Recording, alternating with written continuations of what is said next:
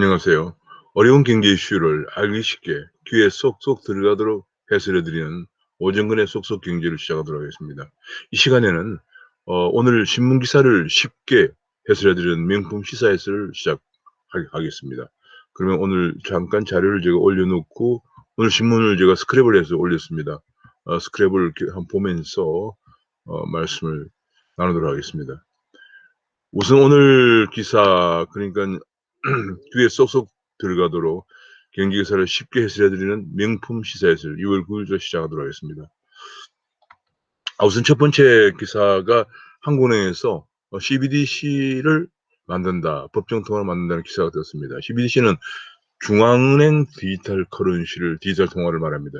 센트럴뱅크 디지털 커런시라고 해서 중앙은행에서 디지털 통화를 만든다. 그런 얘기. 지금 이제 비트코인 같은 가상화폐는 많이 통용되어 있습니다만은 전 세계적으로 한 8,000개 이상의 가상화폐가 나와 있는 그런 상황인데요. 그리고 각 중앙은행들도 지금 기술의 대세를 거역할 수는 없기 때문에 중앙은행들도 중앙은행 디지털 통화를 지금 만들고 있고, 바젤에 있는 BIS, 중앙은행을 할 수 있는 BIS에서도 또 IMF에서도 중앙은행 CBDC 발행이 필요하다는 공고를 계속 하고 있는 상황입니다. 그래서 이제 한국은행도 이제 연구 용역 결과 보고를 보면은 법을 개정해서 발행 규정을 신설하고 연내 파일럿 테스트도 한다. 그러면서 디지털 화폐의 통화 주권 의지를 표명했습니다. 왜냐하면 이게 디지털 화폐의 통화 주권 의지가 중국이 이미 벌써 디지털 위안화를 발행해서 아시아 지역의 디지털 통화를 패권을 장악하려고 하는 의도를 보이고 있기 때문에 우리가 가만히 있다가는 통화 주권이 상실될 가능성도 있는 거죠. 디지털 시대의 통화 주권. 중국은 그동안에 디지털 시대 전에 위안화를 가지고 이미 이제 달러는 아메리카 대륙을 비롯해 전 세계적으로 사용되고 있고요. 그다음에 이제 유로는 유로 지역. 그래서 이제 아시아 지역은 중국이 위안화를 지역 기준 통화를 만들기 위해서 위안화 국제화 같은 노력을 몇 년간 해왔습니다만은 잘 성공하지 못했습니다. 그래서 디지털 시대에는 위안화를 가지고 아시아 지역을 지배하자 이런 야망을 가지고 내년 또 이제 북경에서 열리는 동계올림픽 때 상용하겠다는 그런 의지를 가지고 준비를 하고 있는 상황입니다. 여기에 대응해서 이제 얼마 전에 작년 정도인가 한국과 일본이 공동 대응한다는 얘기가 있었는데 최근에 한일 관계가 좀 어려워지면서 아마 한국이 단독으로 준비를 하고 있는 것 같습니다. 그렇게 해서 이제 CBDC에 많은 그말로 기업들이 참여하고 있습니다. 네이버 자회사 일본에 세운 자회사가 라인이죠. 네이버 라인이나 카카오도 참여하고 또 LG CNC 같은 데 참여하고요. 그 외에 각 은행들도 중앙은행 CBDC를 발행하면 이것이 굉장히 많이 보편적으로 이제 금융거래에 사용될 것이기 때문에 준비를 하고 있다. 이런 얘기가 나오고 있고요. 지금 이렇게 되면 앞으로 은행 중개 없이도 자금 이체가 가능하기 때문에 금융거래나 상거래의 빅뱅이 예고된다는 기사가 나와 있습니다. 이렇게 갈 수밖에 없는 가장 큰 이유는 무엇보다도 디지털 발전이라고 하는 기술 발전의 대세를 거역할 수는 없는 거고요. 가장 중요한 것은 디지털 발전에 따라서 현금 없는 사회가 오고 있다는 겁니다. 그러면 현금 없는 사회가 오면은 중앙은행의 역할은 뭘까? 중앙은행이 디지털 통화를 발행해야 되는 거죠. 그런 이제 대세 때문에 어쩔 수 없이 이제 불가피하다고 이렇게 볼 수가 있겠습니다. 그러나 이제 미국이나 그래서 중국은 벌써 이제 한 3-4년 걸쳐 준비를 해가지고 테스트를 거쳐서 이미 벌써 며칠 전에 북경의 일부 주민들을 선정해가지고 주민들이 갖고 있는 모바일 폰에 전자지갑에다가 그 디지털 위안화를 성공을 했습니다. 이걸 우리가 보통 에어드랍이라고 그러는데 공짜로 이제 보낸다고 그래서 각자 얼마씩 이제 200위안씩인가 얼마씩 보내서 실제 사용을 하도록 그렇게 했습니다. 그렇게 해서 이제 점점 사용을 확대해서 내년에는 상용화까지 간다. 이렇게 보고 있습니다. 우리가 만약 이런 데도 안 하고 있으면은 앞으로 중국의 관광객들이 한국에 와서 디지털 위안화가 내장된 모바일폰을 갖고 와서 거래하고 결제하면은 그냥 디지털 위안화가 우리나라에서 통용이 되는 거죠. 알리페이 같은 데서 충분히 그렇게 할 수도 있는 거거든요. 그러니까 우리도 여기에 대응하지 않으면 안 되는 그런 상황에 직면해 있는 상황입니다.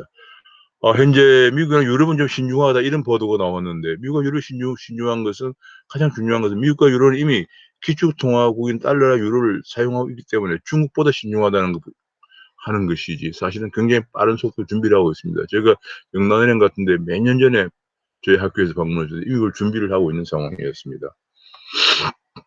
또 다른 기사로 이제 오후 석간신문에 문정부의 파퓰리즘의 저주가 시작됐다는 보도가 나왔습니다.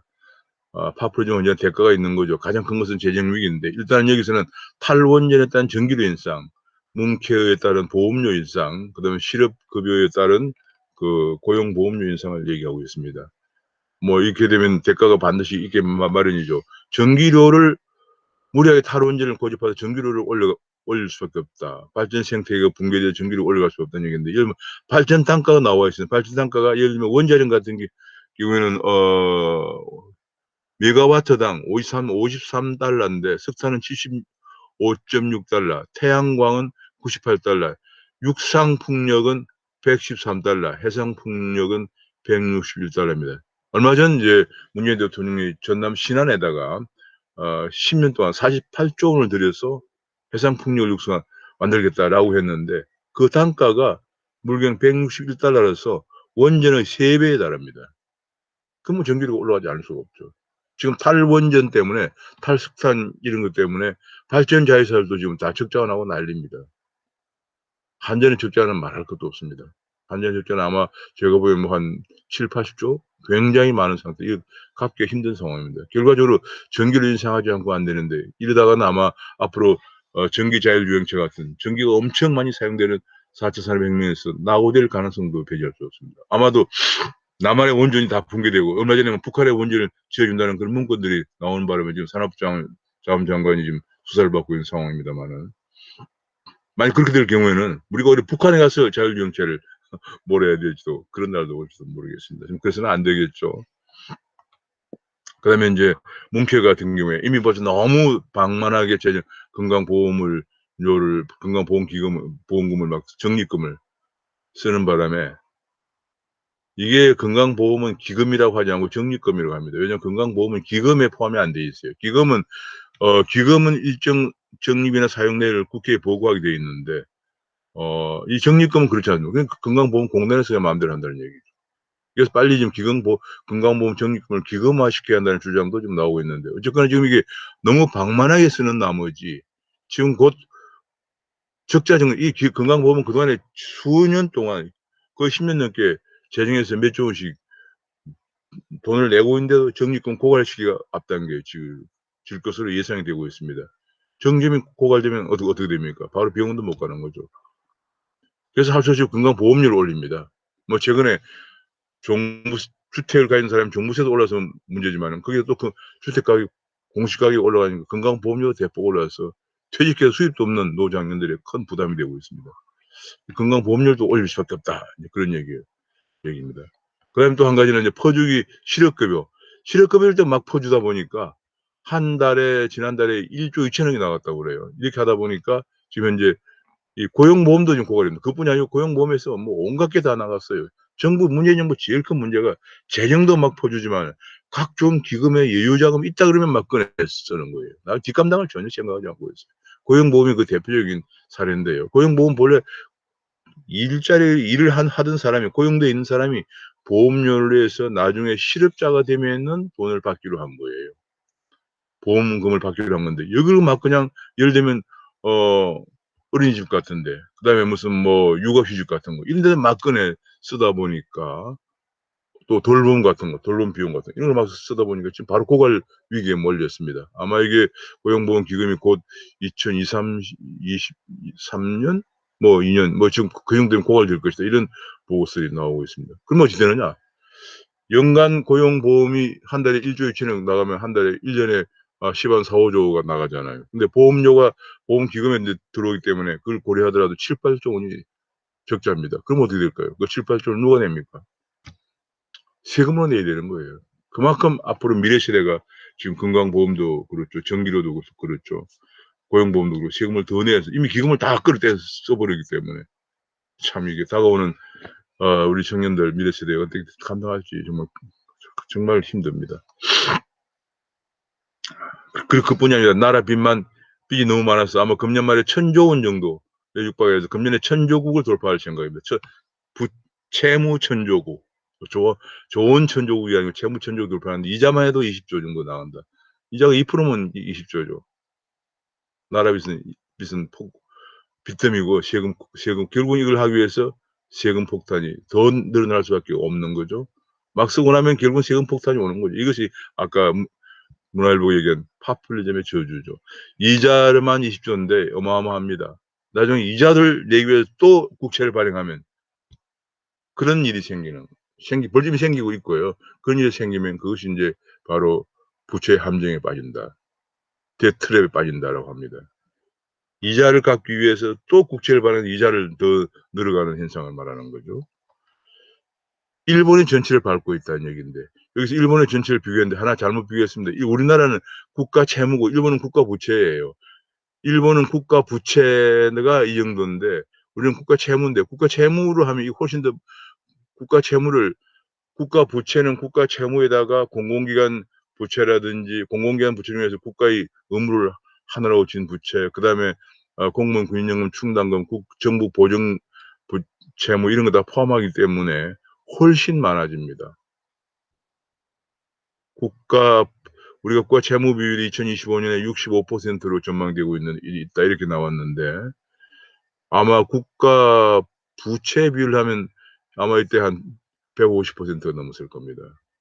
근데 일본이 요게 인제 80 년대인데요. 일본이 사실은 잃어버린 20년이 92 년부터 시작됐거든요. 일본이 90 년대 초에 국가 부채 비율이 70% 정도였는데 그것이 지금 현재 240%가 올라가 있습니다. 일본은 재정 정책을 쓸 수가 없어요. 다행히 일본은 기축통화국이라서 엔화 국채를 외국인들이 사 주기도 하고요. 또 내국인들이 또 굉장히 금융 전략에서 사기도 합니다. 그러다 보니까 내국의 소비가 증가 안 되고요. 재정 정책을 못 쓰고 하니까 일본 경제가 계속 저성장으로 간 거죠. 우리가 지금 일본을 따라가고 있다는 보도가 헤럴드 경제 석가리 신문에 나와 있거든요. 이번 또 조선일보에 실업급여가 사상 최대다. 1월 달에 실업급여 21만 명 사상 최대를 기록했답니다. 일자리가 없기 때문에 이런 일이 생기는 거죠.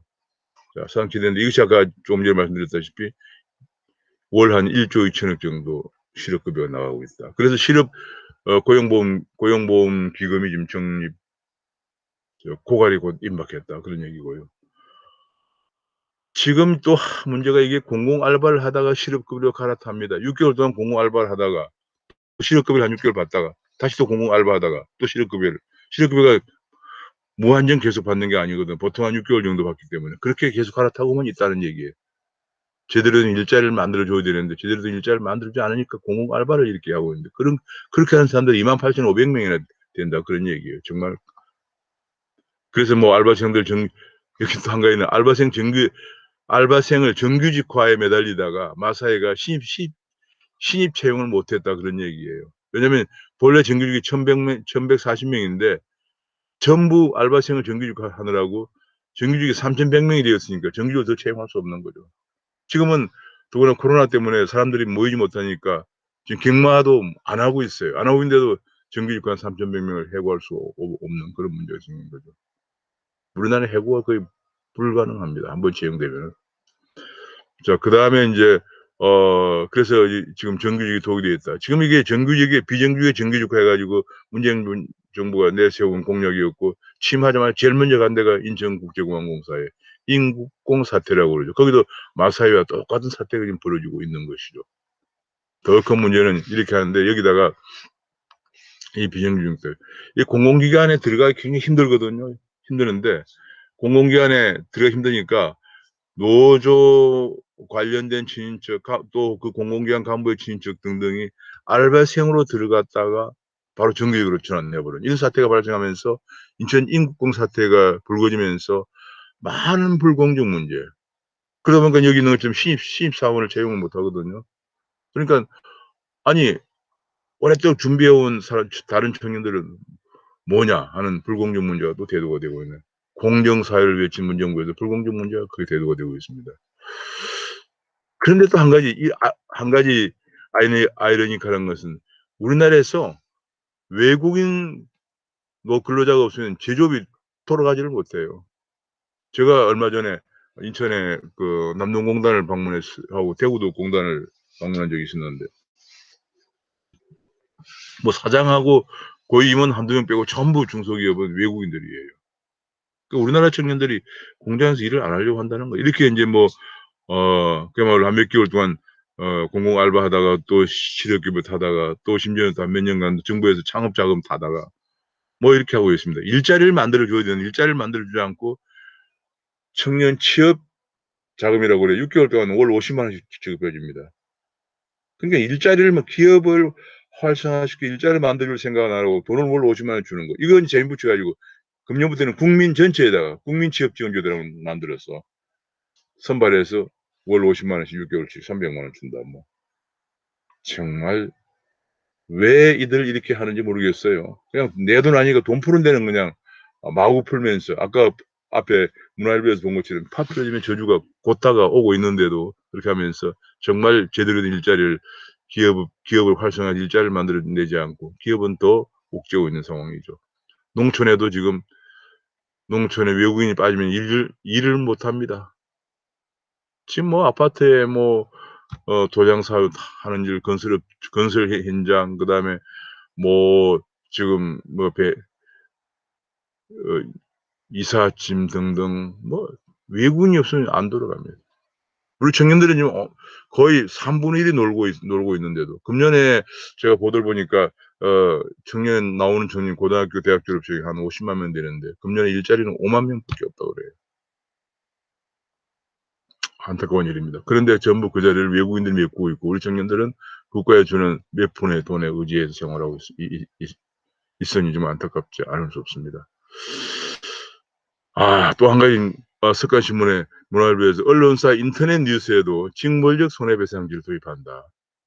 3배 이내 징벌적 손해배상제를 도입한다. 이런 법안 이런 얘기가 나왔고 이런 법안들이 지금 여러 개 지금 언론 관련 법이 제출돼 있다. 그래서 문화일보는 검찰 법원에 의해서 언론 손보기에 나섰다. 권력 견제 장치는 죄다 장악하려는 여권의 의도가 드러나고 있다 하는 것을 발표해 줬습니다. 야당은 정부 비판하는 언론의 재갈을 물리기 위한 법이다. 사실상 언론 탄압이다. 언론 장악 시도를 그만두라는 그런 공격을 하고 있습니다. 전문가들 얘기가 기사를 형사처벌의 징벌적 배상까지 형사 민사를 처벌하는 것은 유례가 없는 과잉입법이다. 미국에서는 처벌 조항은 없고 민사적 징벌 손배제만 두고 있다. 이런 것들이 또 가짜 뉴스가 무엇이냐 하는 것도 정의가 불분명하기 때문에 위헌 소송으로 갈 가능성이 있다. 과잉 입법이라는 얘기죠. 과잉 금지의 원칙이 헌법에 있습니다. 정말 어디까지 가는지 모르겠습니다. 그다음에 이제 좀 경기가 좀 풀립니다. 전 세계적으로 이제 미국에서 보도가 나오기를 미국의 그 코로나 집단 면역이 금년 하반기에는 되지 않겠느냐. 그렇게 전망이 나오고 있고 그에 따라서 원자재 가격이 올라가기 시작합니다. 항상 경기가 먼저 풀릴 것처럼 보이면 원자재 가격이 먼저 올라가죠. 그래서 원유 가격이 벌써 배럴당 $59까지 올라가 있고요. 그다음에 이제 구리 가격이나 철광석 가격이나 콩이 대두 가격도 좀 올라가고 있습니다. 이것은 이제 벌써 경기가 회복될 것이라는 전망하에 원자재 시장이 움직이고 있는 것이죠. 항상 돈을 버는 사람들은 먼저 움직입니다. 또 한 가지는 한 달 만에 깨져버린 애플몽이라고 그래서 현대기아차가 애플과 애플카를 만들려고 하다가 이것이 한 달 동안 협상을 했는데 협의가 무산되었다고 블룸버그가 보도를 했습니다. 그러자 현대차도 공시를 했습니다. 어제 공시를 해서 애플과 협상을 하지 않고 있다라고 공시를 했습니다. 그러나 완전 결별인지 잠정 중단지는 확실치 않다. 어저께는 그걸 발표하면 주가가 어제 현대차, 기아차 주가가 폭락을 했습니다. 지금 가장 큰 문제는 애플은 기술 공유는 싫다. 그럼 현대는 하청 기지는 안 된다 하는 거죠. 애플은 문제가 뭐냐면 애플의 아이폰 보면 아이폰의 기술은 아이폰이 애플이 갖고 있는데 그 실제 생산은 대만에 있는 팍스콘에서 하거든요. 그러니까 이게 대만의 팍스콘은 아무도 모릅니다. 하청 기지죠. 근데 갤럭시 같은 삼성 갤럭시는 구글의 안드로이드 기술을 가지고 쓰지만은 삼성 갤럭시라고 하죠. 현대에도 이제 그런 식으로 잘못하면 애플의 하청 기지가 되면 안 된다 하는 것이 가장 큰 관건이고요. 그걸 가지고 서로 기술을 쓰면서 예컨대 뭐 특허료를 낸다든지 하면 되는 거지. 애플카다 이렇게 되면 안 된다. 근데 현대가 지금 그런 것 때문에 아마 이렇게 서로 협상이 안 되고 있는 것 같습니다. 그러나 현대 판단은 마땅한 현대차만큼 마땅한 생산 시설을 갖춘 데가 없기 때문에 애플도 결국은 손을 내밀 것이다. 이렇게 하면서 승부수를 던지고 있다. 이렇게 보도가 되고 있습니다. 그 바람에 어제 현대차 그룹의 시총이 13조나 증발했다. 13조에 14조 정도 증발했다는 보도가 나오고 있고요. 민간인들이 기아차, 현대차에서 1조 7천억을 샀는데 어떻게 주가가 폭락하니까 어떻게 되나, 어떻게 하나, 이런 기사들도 나오고 있습니다. 그리고 한 가지 또 기사가 굉장히 즐거운 기사인데, 카카오의 김범수가 재산이 10조 원 되는데 그 절반 5조 원을 사회에 내놓는다, 그런 얘기예요. 카카오 김범수 대단합니다. 네이버의 이혜진과 카카오 김범수, 우리나라 인터넷 2세대죠. 그러니까 2세대인데 이게 바로 포탈, 플랫폼 사업으로 성공한 사람들이죠. 인터넷 시대를 맞이해 1990년대 창업을 해가지고 인터넷 포탈을 통해서, 카카오는 이제 SNS, 네이버는 이제 검색 포탈을 통해서 출발했지만 이 플랫폼 시대를 맞이해서 그 포탈을 거치지 않고 각종 사업에 진출하면서 지금 대성공을 거두고 있는 사람들입니다. 재산이 10조 원 정도 된다고 그래요. 김범수 장에 보니까 자회사가 3개예요. KQ 홀딩스라는 게 있고요. 김범수는 직접 카카오를 지배하고 KQ 홀딩스도 카카오를 지배하고, 카카오가 결과적으로 카카오 커머스나 카카오페이나 카카오 게임즈, 카카오 모빌, 카카오 M을 지배하고 5개의 자회사를 지배하는데 이 재산이 전부 다 약 10조 원에 이른다고 그래요. 근데 최근에 이제 문제가 된 게 이 KQ 홀딩스가 전부 다 지금 대표가 동생이고, 그다음에 상무이사가 김범수 본인하고 또 부인이고, 그 외에 아들, 딸들이 다 여기 근무하고 있는 이런 가족 회사다, 홀딩스가. 이런 비난이 제기되고, 또 한 가지 최근에는 돈을 많이 번 기업들이 좀 돈을 내놔야 되는 거 아니냐, 이 공제를 또 정부가 압박을 하고 있는 그런 상황인데, 아마 이런 상황에 부딪혀서 김범수 의장 나름대로 돈을 무조건 내가 돈을 아무나 쓰게 하는 그런 게 아니고, 저 얼마 전에 아니고 이제 좀 이렇게 독립적으로 기부는 5조 원 정도 하되 그래도 필요한 데 의해서 좀 돈을 낸 사람이 좀 쓰게 하자, 이런 의지를 갖고 있는 것 같습니다. 그래서 독특한 사용 방법을 또 얼마 전에 얘기를 하고 있습니다. 사실은 옛날에 이건희 회장이 문제가 있대, 여러 가지 문제에 대해서 제가 기억으로는 1조 원 정도 기금을 내놨는데, 그 기금이 처음에 삼성 문화재단 이렇게 만들었죠. 그러다가 삼성 근로자 문화재단으로 바뀐 다음에 거의 제가 그 이사 명단을 훑어보니까 완전 노동계에서 들어가서 그냥 그걸 다 빼먹는 이런 식으로 운영이 되고 말았습니다. 아마 그런 것은 안 된다, 이런 의지가 아닌가 싶기도 합니다. 처음에 이제 카카오 의장 김범수 의장도 참 8 식구가 단칸방에서 살았던 경험도 있고 아주 어려움 속에서 컸다고 합니다. 그렇게 해서 이제 10조 원이라는 자산을 가지고 나서 절반은 사회에 내놓고 아름다운 모습을 보이고 있습니다. 아마 미국의 빌 게이츠와 같은 그런 길로 가는 것이 아닌가 하는 생각이 듭니다. 결과적으로 이렇게 기업이 사회에 기여하면 되는 거예요. 수많은 사람을 고용하고 양질 일자리를 만들어주고, 그리고 남는 이익을 다시 사회에 공헌하는, 이것이 이익 공유, 사회에 공헌하는 것이, 정부에서 강제로 돈을 얼마씩 내놔라, 기금을 내놔라, 이렇게 해서 정부에서 여기 쓰고 저기 쓰고, 네, 이건 바람직하지 않는 거죠. 아마 이번에 김범수 장이 기업의 기업 이익의 사회 환원을 하는 하나의 모범을 보인 것이 아닌가 싶습니다. 그다음에 이제 한 가지는 경기가 이제 막 변동이 되면서 주식시장에서 성장주에서 경기 민감주로, 가치주로 머니무브가 일어나고 있다, 이런 보도가 나오고 있고요. 오후 습관에 나와 있습니다. 그다음에 아침 서울경제신문에는 그런 과정에서 우리나라에 들어와 있던 외국인들이 빠져나가고 있다, 그런 얘기예요. 외국인들이 빠져나가고, 우리나라 외국인들이 지금 현재 주식시장만 약 8천억 달러 들어가기 때문에 외국인들이 많이 빠져나가면, 너무 많이 빠져나가면 그것도 큰 문제입니다. 우리가 외화 유동성 경제 사태 발생하죠. 많이 빠져나가고 있는데 이게 언제까지 빠져나갈 것인가 기초가 주목이 됩니다. 실제로 이제 외국인들이 빠져나가는 이유는 환율이 절하가 되면은 환차선이 발생하죠.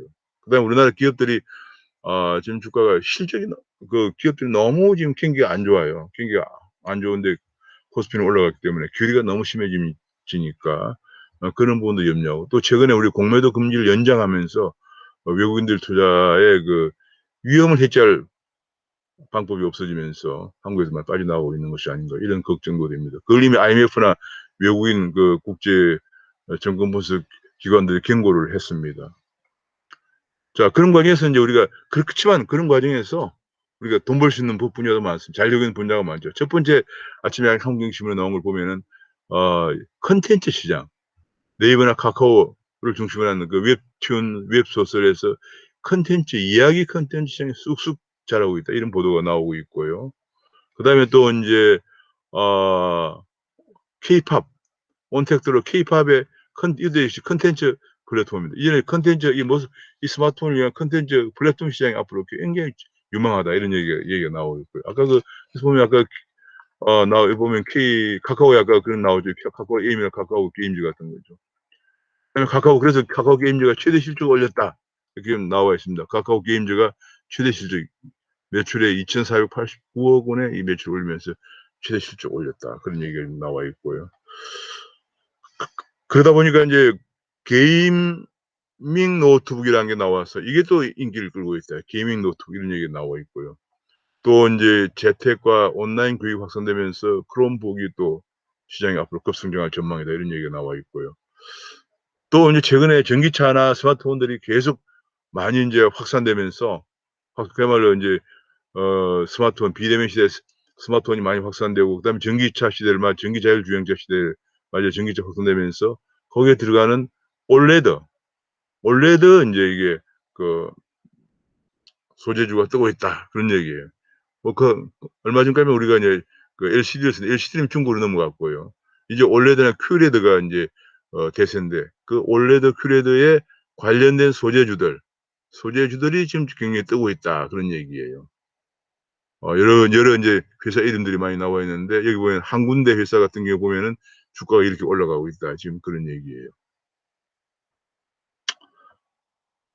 또 한 가지 인제 머니투데이에 보니까 대한통운의 CJ 대한통운 얘기인데 택배, 은택 시대에 택배가 호황을 보이면서 작년 영업이 크게 증가하고 있다. 그런 얘기고 이외에도 인제 제가 보니까 이외에도 제가 보니까 그 언택트 시대 맞이해서 사람들이 배송을 많이 해서 먹기 때문에 CJ 제일제당 같은 데서 인제 예를 들면은 가정식 같은 거 이런 데 많이 팔려서 작년에 순이익이 1 조를 넘어섰다 이런 얘기가 나와 있고요. 그러니까 이게 지금 경기가 어려운 때에도 치고 나가는 이런 첨단 분야들이 있고요. 또 언택트 시대를 맞이해서 또 치고 나가는 분야가 있고 그러나 경기가 또 안 좋은 가운데서도 사람이 먹고 살아야 하기 때문에 꼭 필요한 필수품은 언제나 성장하기 마련이거든요. 그래서 인제 이제는 그야말로 유동성 장세가 끝나갈 무렵에는 가치 투자에 역점을 두는 게 이런 업종들을 골라서 하는 게 필요하고요. 또 최근에는 정부 정책은 이길 수가 없습니다. 정부 정책에 태양광 작년엔 태양광이었죠. 바람이 떤다. 인제 풍력 발전이죠. 그래서 풍력 발전 관련된 주가들이 지금 또 오르기 시작하고 있습니다, 풍력 발전. 10 년간 48조 원을 투자한다고 하니까 어마어마한 돈인데요. 이것이 물론 에너지 전문가들은 많은 비판을 제기하고 있습니다. 이것이 뭐 효율성도 떨어지고 비용은 아까 봤지만 원전에 3 배나 들기 때문에 이건 굉장히 문제가 많다는 지적을 하고 있는데 지금 당장 우선 한다고 하니까 관련 주가가 지금 올라가고 있는 그런 상황입니다. 또 한 가지는 인제 앞으로 전기 자율주행차가 되면서 배터리가 있기 때문에 배터리에 들어가는 양극재라는 것에 굉장히 우리가 시장 점유율 세계 2 위인데 앞으로 글로벌 1 위를 추격하면서 양극재 시장의 주가들이 올라가고 있다. 또 그런 얘기가 또 아침에 나왔고요. 마지막으로 오늘 중요 기사 중에 하나가 비트코인입니다. 머스크가 비트코인 15억 달러치를 매입했고요. 앞으로 테슬라 전기차 결제에 비트코인을 사용한다 이런 얘기입니다. 그런 얘기 나오자마자 비트코인 가격이 이미 벌써 폭등을 했습니다. 4만 달러를 넘어섰습니다. 요게 지금 인제 4만 3천 달러 넘어서면서 아마 한국 돈으로 거의 4,500만 원을 1 비트코인에 4,500만 원을 넘어섰을 겁니다. 폭등을 했습니다. 그러니까 이제 뭐냐면 비트코인이 아까 중앙은행도 CBDC를 발행하는 것이 대세이지만은 꺾을 수 없는 대세지만 앞으로 인제 이런 암호화폐 또는 가상화폐가 이제 거래 결제에 이미 많이 쓰이고 있고요. 심지어는 미국의 전자상거래 회사 글로벌 전자상거래 회사도 이걸 쓰고 있고요. 근데 인제 앞으로 전기차에도 이걸 비트코인을 쓴다고 하니까 비트코인이 그야말로 이제 어 교환의 매개물 돈이라는 건 4 가지 기능이죠. 가치 저장 수단 그다음에 교환의 매개물 뭐 이런 것들인데 교환의 매개물로서 기능을 하면서 그야말로 화폐로서 정착되어 가지 않겠느냐 하는 그런 생각 전망이 됩니다. 오늘은 여기까지 말씀을 드리도록 하겠습니다. 제가 언론 기사를 읽고 중요 기사를 이렇게 쉽게 간단하게 간명하게 매일매일 해설해 드리는 시사 해설 시간을 갖고자 합니다. 같이 우리가 이 경제 문제라는 건 상당히 어렵고요. 또 경제신문을 보는 분들도 많지 않고 봐도 잘 이해를 하시는 분들이 많지 않기 때문에 좀 쉽게 해설해 드리는 요점 정리식으로 명품 시사 해설을 매일매일 진행하고자 합니다. 오늘은 여기서 마치겠습니다. 감사합니다.